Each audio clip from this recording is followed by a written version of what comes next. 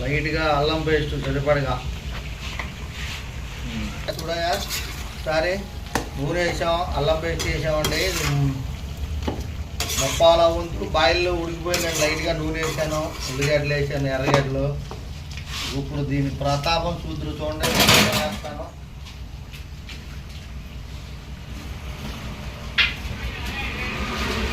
ఇదండి కారం, మ్యాంగో కారం సరిపడగా. మ్యాంగో కారం 2 కేజీలు అంటే ఆ మాత్రం ఉండాలి కారం. మ్యాంగో కారం,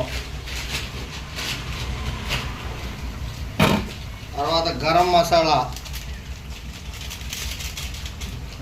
వేసానండి. ఇదిగోండి ప్యాకెట్ చూడండి. కారం వేసుకుని తిప్పుకోవాలండి బాగా. ముక్కలకి ఉప్పు వేసేసానండి. ఉప్పు ఉడికేటప్పుడు వేసేసాను.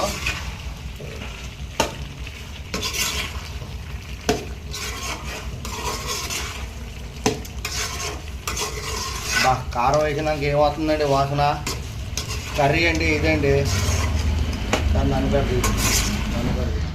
కర్రీ అబ్బా ఏం వాసన వస్తుంది అబ్బా.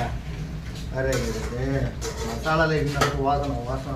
చికెన్ మసాలా వేసేసామండి. చికెన్ మసాలా ఇదిగో ధనియాల పౌడరు తగినంత, దీంట్లో సరిపోయినంత చికెన్ మసాలా వేసుకున్నాము.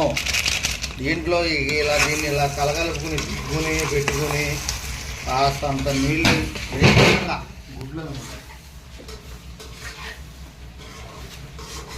గుడ్లు కాలుతాయండి, కోళ్ళు గుడ్లు. ఆ వస్త్రాలు అయిపోయింది.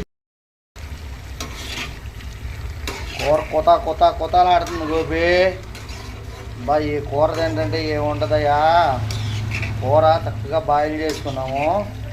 పారం కోడి, నాటుకోడి, ఇదిగోండి పారం కోడి గుడ్లు, నాటుకోడి, పారం కోడి 2 మిక్సింగ్ కొట్టానండి. కూర అబ్బో అరగంట పైన ఉడికిపోతే అమ్మగా షేక్ ఆడిస్తాం. కూర చూడండి ఎలా ఉంటుందో, వీడియో పెడతాను.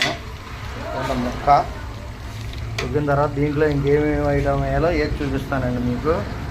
ఓకేనండి. ముక్క చక్కగా ఉడికింది.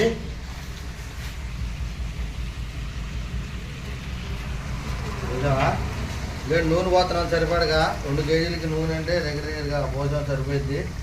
నూనె పోసాము.